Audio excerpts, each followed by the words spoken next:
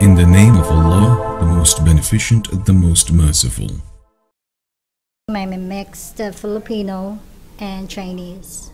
I had an accident being by myself in the United States, and when first time to have an accident in the United States and you don't know what to do, where to turn to. So I have this friend of mine that told, because I have to make a police report. So when I went to work, I told them I had an accident, and my boss told me, like, okay, girl, you have to do a police report, you have to do this, you have to do that. So I told them what had happened, and my boss was saying, oh, girlie, don't do that, don't say that, because your insurance will go high, and this, and the police will go this, and blah blah blah. And I said, but that's what the truth. And I said, my friend told me, like, girlie, you cannot fool the police. You can fool the police, you can fool the judge, you can fool everybody except one person. And I said, who is that person? And then my friend said, it's Allah. And I said, who is Allah? And then, Allah is, God. Oh, why is it Allah? Why not God? And then that's the curiosity came up. And, my friend said his religion is Islam. And I said, what is Islam? And then, started the books and start giving me books and stories and things. And I was so interested in curiosity. But when I was reading the book, I was like, wait a minute. It doesn't seem like any difference with the Catholic. These are like almost the same. But when they gave me the Quran, and I was like, oh my God, I was like, it's so deep. It's just non-comparison. I was like just so amazed, and I was like, oh my God, this is really the truth. And I was like so amazed, and I said to myself, I even prayed, and I said, oh God, I said, I want to take this, the shahada that they were saying, and I know it is the same, it's still you, but I know I came from a very Catholic, background, and I was like, I need to do the shahada.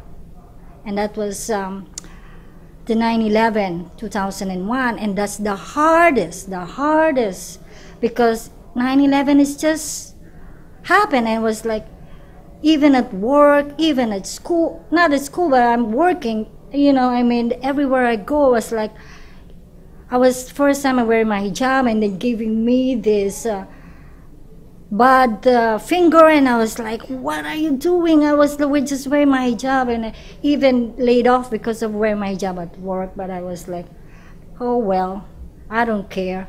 I'm a Muslim. I love it. Although I grew up in the Philippines there is a lot of Muslims in the South, okay? And when I came here in the United States, I became a Muslim. I was so happy, and I said to my mom, I became a Muslim. My mom was so sad, and she told me, like, you didn't go to the United States to become a Muslim. Yes, I am. I was like, oh no. But you know what? I'm still having some struggle with my mom. I live with my mom. I take care of my mom. But I love my mom so much, because I learned in the Quran that through your mom, heaven is at the foot of your mom. So I think that's the best.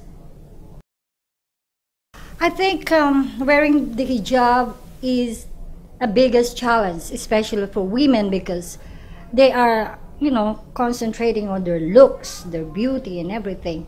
But recently, I had this, I saw a line, and it says here that if being beautiful in the eyes of the Creator means being ugly to the eyes of the created, it's worth it. I'm telling you, it is worth it. It doesn't matter what you look, you like. What is important is what's inside of you. That's the best thing.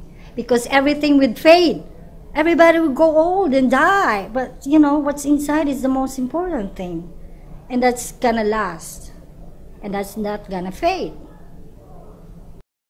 Ramadan is the best thing, because it's just like Christmas. It's a gathering, and at first, before I, you fast, and then when you fast, it's just like you feel the way how poor people, hungry, and you kind of like empathize with them, how it is, to be hungry, and feel how to give back to the people, and the other thing is